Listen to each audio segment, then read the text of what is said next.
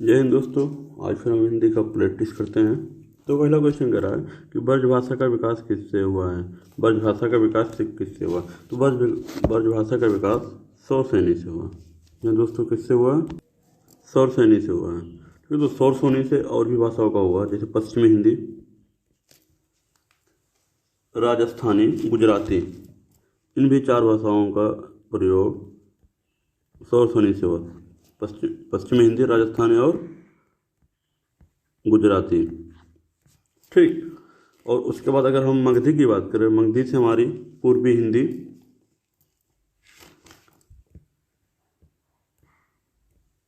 बिहारी,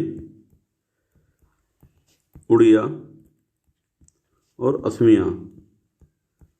ठीक है, मगधी मतलब मगध वाला एरिया देख लीजिए, जहाँ जहाँ मगध का एरिया आता है वहाँ पर मगधी भाषा बोली जाती है। इसके अंतर्गत पूर्वी, बिहारी, उड़िया और असमिया भाषा आ जाती है। ठीक है। अगर हम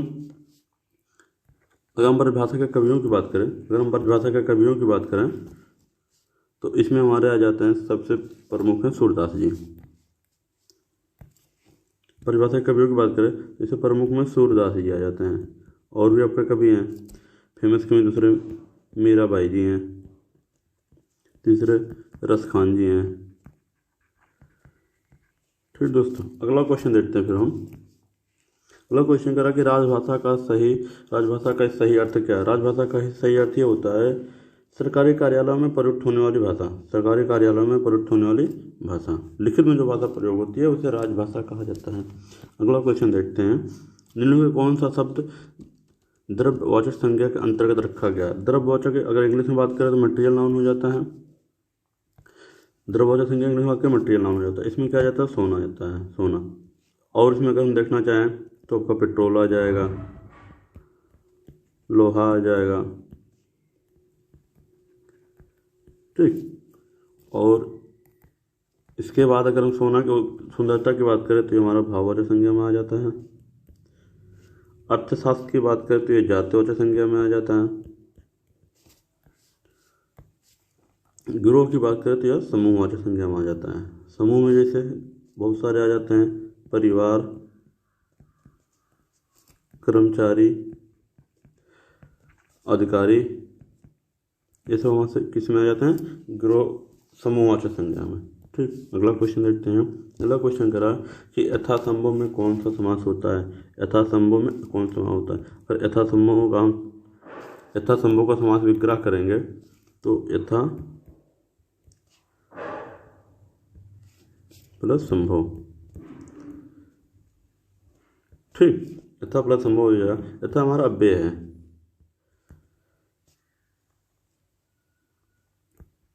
ठीक। तो जिस शब्द में पहला शब्द अव्यय यानी प्रधान, उसको हम क्या कहते हैं? अव्ययीभाव समास। क्या कहते हैं? अव्ययीभाव समास। जैसे प्रतिदिन। ठीक है दोस्तों, इसमें और खासियत देख लें। कुछ वर्ड ऐसे होते हैं जो अगर रिपीट हो रहे हैं तो वो भी हमारे अव्यय भाव में आते हैं। जैसे एक वर्ड आता है आपका हाथों हाथ। हाथों हाथ, हाथों हाथ में हाथ और हाथ, ये भी क्या हो जाता है? अव्ययी भाव समास हो जाता है। दूसरा वर्ड आता है धीरे धीरे। धीरे धीरे, ये भी हमारे किस में आ जाता है? अव्ययी भाव समास में। तो इस चीज को जरूर नोट कीजिएगा, हाथों हाथ और धीरे धीरे को। ठीक है दोस्तों, अगला क्वेश्चन देखते हैं। अगला क्वेश्चन करा कि संज्ञा के कितने भेद होते हैं। संज्ञा के अगर उत्पत्ति देखो कोई तरीका नहीं दिया तो फिर हम ऑप्शन पर डिपेंड करते हैं। ठीक। किस पर डिपेंड करते हैं? ऑप्शन पर डिपेंड करते हैं।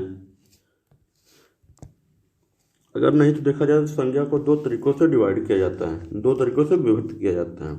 पहला होता है उत्पत्ति के आधार पर। उत्पत्ति के आधार पर हम जाएंगे तो यह तीन प्रकार का होता है, रूढ़, यौगिक और तीसरा क्या होता है? योग रूढ़। ठीक दोस्तों, लेकिन इसमें नहीं दिया है तो फिर दूसरा तरीका होता है अर्थ के आधार पर। अर्थ के आधार पर हमारा कितना होता है? 5 प्रकार का। अर्थ के आधार पर 5 प्रकार होता है, व्यक्तिवाचक, सुन लीजिए, व्यक्तिवाचक, जातिवाचक, द्रव्यवाचक, समूहवाचक और भाववाचक। ठीक। अगला क्वेश्चन देखते हैं, इसका आंसर 5 हो जाएगा। अगला क्वेश्चन देखते हैं, रचना की दृष्टि से शब्दों के कितने भेद होते हैं। रचना की दृष्टि से शब्दों के कितने भेद होते हैं? रचना की दृष्टि से शब्दों के 3 भेद होते हैं। 3 भेद कौन से हैं? रूढ़, यौगिक और तीसरा योग रूढ़। ठीक दोस्तों, अगला क्वेश्चन देखते हैं।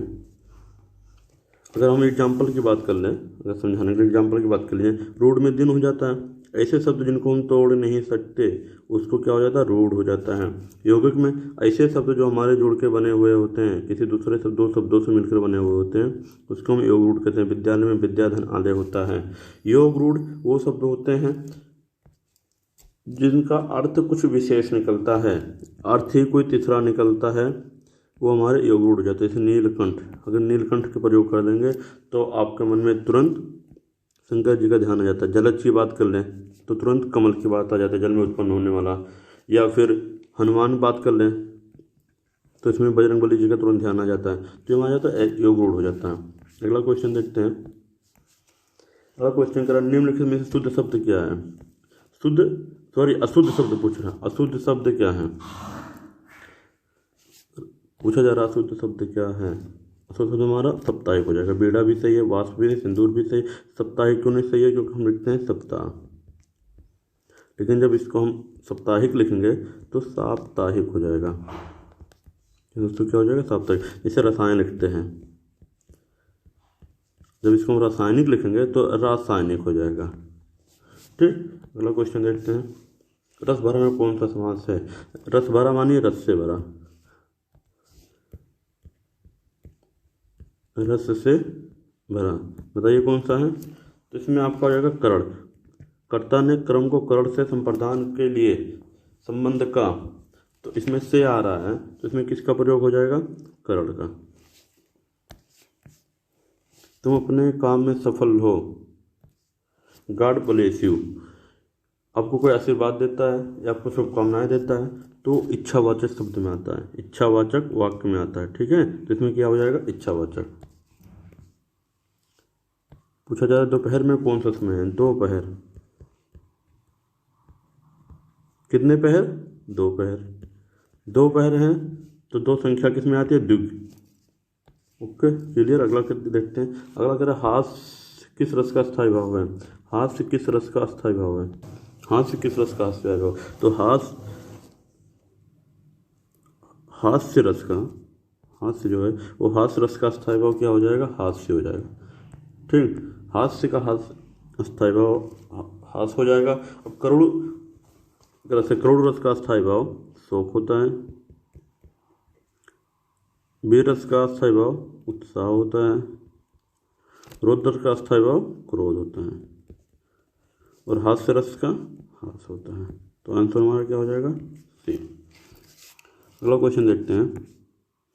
जहाँ काव्य में शब्दों के कारण चमत्कार आ जाए, किसके कारण? शब्दों के कारण। जहाँ पर शब्दों के कारण अलग चमत्कार आ जाए उसको हम शब्द अलंकार कहते हैं। शब्द अलंकार कहते हैं। जैसे यम कनक कनक तैसे गुनी माँ दट्टाधिका, यमक अलंकार है। इसमें किसका खेल हो रहा है? शब्दों का। अगला कनक आ जाएगा, किसके आधार पर? पूरा सेंटेंस का भावार्थ समझ में आ रहा है आपको? शब्दों के आधार पर। तो क्या हो जाएगा? शब्द अलंकार। अर्थालंकार एक बार देख लेते हैं।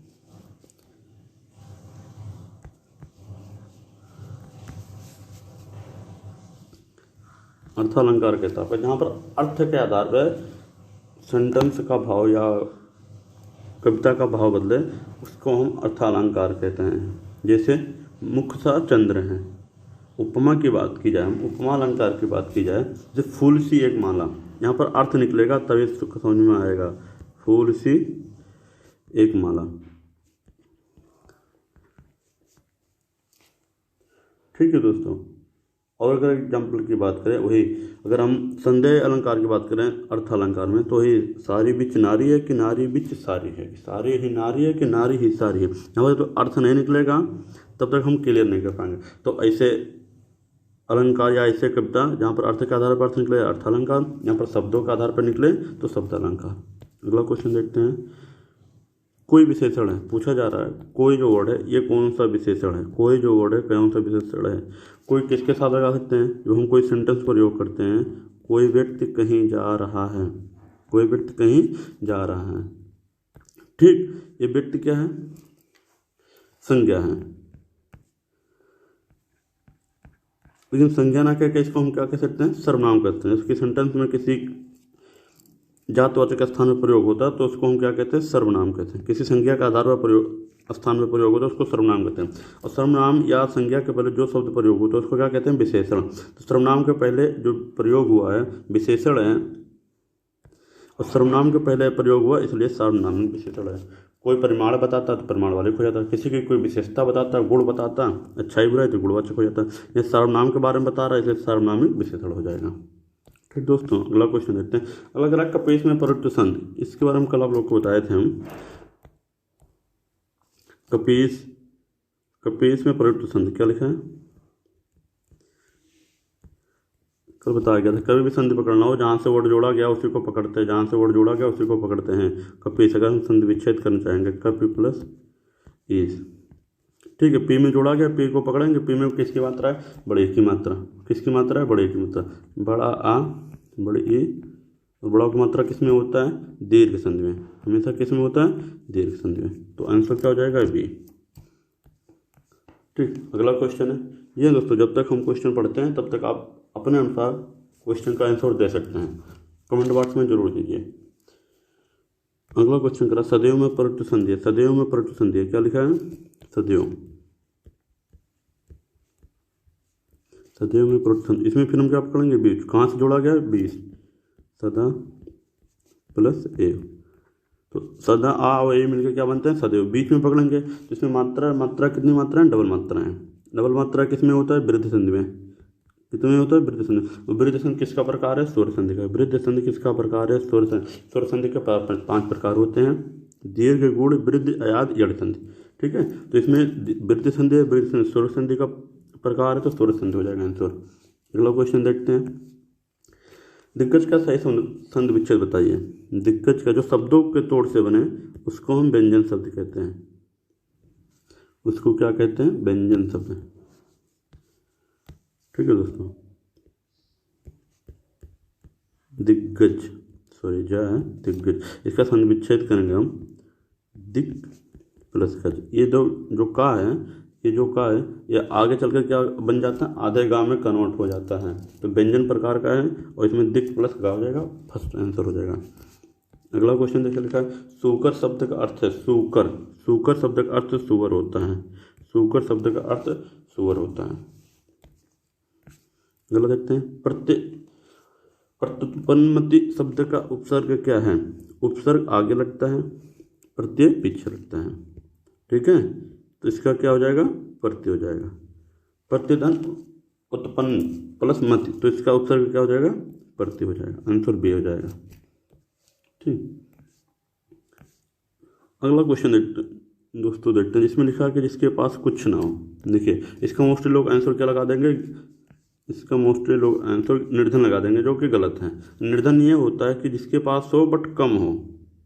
इसके पास कुछ हो लेकिन कम हो, गुजारा बसर करे। और लेकिन क्वेश्चन पूछा जा रहा है जिसके पास कुछ ना हो, कुछ हो ही ना, उसको क्या कहते हैं, अकिंचन कहते हैं। ठीक, अगला क्वेश्चन देखते हैं। अगला क्वेश्चन दोस्तों ये आखिरी क्वेश्चन है। इसमें कह रहा है कि निम्न में से कौन सा शब्द तत्सम है। कौन सा शब्द तत्सम है, तो तत्सम अगर हम देखेंगे तो गोधूम हो जाएगा। गोधूम का तद्भव होता है गेहूँ। गोधूम का तद्भव हमारा होता है गेहूँ हो जाएगा। क्या हो जाएगा, गेहूँ हो जाएगा। अगर हम पड़ोसी की बात करें, पड़ोसी का हो जाता है पार्श्ववर्ती। पार्श्ववर्ती। बहू के लिए बात करें तो पुत्र बधू हो जाता है। तो तत्सम इसमें हमारा क्या हो जाएगा, गोधूम हो जाएगा। तत्सम हमारा गोधूम हो जाएगा। बाकी पड़ोसी का तत्सम पार्श्ववर्ती होता है, यानी यही तद्भव है। पुत्र वधू का, सॉरी बहू का तत्सम पुत्र वधू होता है, यानी ये हमारा शहीद भी हमारा तद्भव शब्द है।